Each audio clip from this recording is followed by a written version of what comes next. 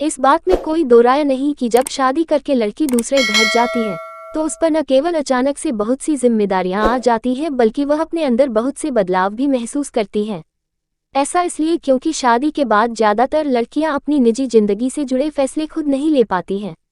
उनके ससुराल वाले ही न केवल उनके लिए सब कुछ तय करते हैं बल्कि अपने घर जाने के लिए भी उन्हें अपने सास ससुर की रजामंदी चाहिए होती है।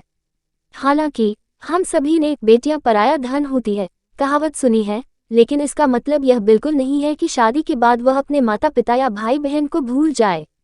यही एक वजह भी है कि खुशमिजाज बिंदास और बेफिक्र रहने वाली लड़की शादी के बाद बात पल अपने मायके को मिस करती है। 1. माँ के हाथ का खाना आता है याद।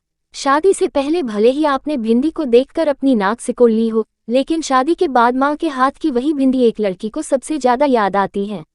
ऐसा इसलिए क्योंकि ससुराल में उससे पूछने वाला कोई नहीं है कि उसने अभी तक खाना खाया या नहीं, वह कल खाने में क्या खाना चाहती है।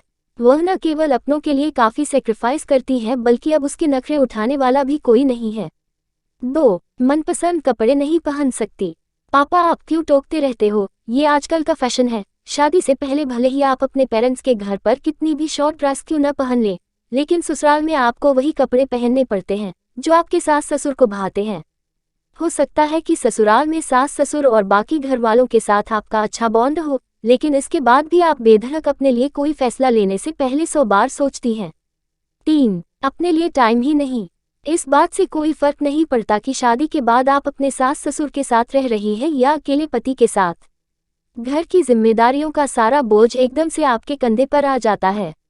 नाश्ते में क्या बनाना है से लेकर पति लंच पैक करने तक आप न केवल जार एक चीज का ध्यान रखती है बल्कि इन सब के चक्कर में आपको अपने लिए समय भी नहीं मिल पाता है।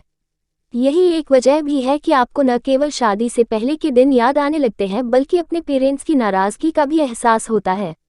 4. संभल कर करनी पड़ती है बात। इस बात को झुठलाया नहीं जा सकता कि लड़कियां गुस्से में अपनी मां को कैसा भी जवाब दे देती हैं।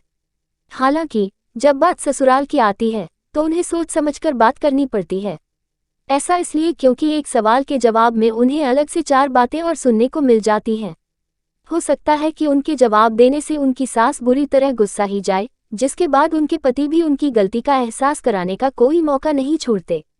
5. हर काम को एकदम बढ़िया से करना। अपने घर पर भले ही आपने काम किया हो या ना किया हो, लेकिन ससुराल वालों को अपनी प्यारी बहू से इसी बात की उम्मीद रहती है कि वह सब चीज़ों में एकदम परफेक्ट हो। ऐसा इसलिए क्योंकि शादी के बाद आपसे यही एक्सपेक्ट किया जाता है कि आपको सब कुछ आता होगा।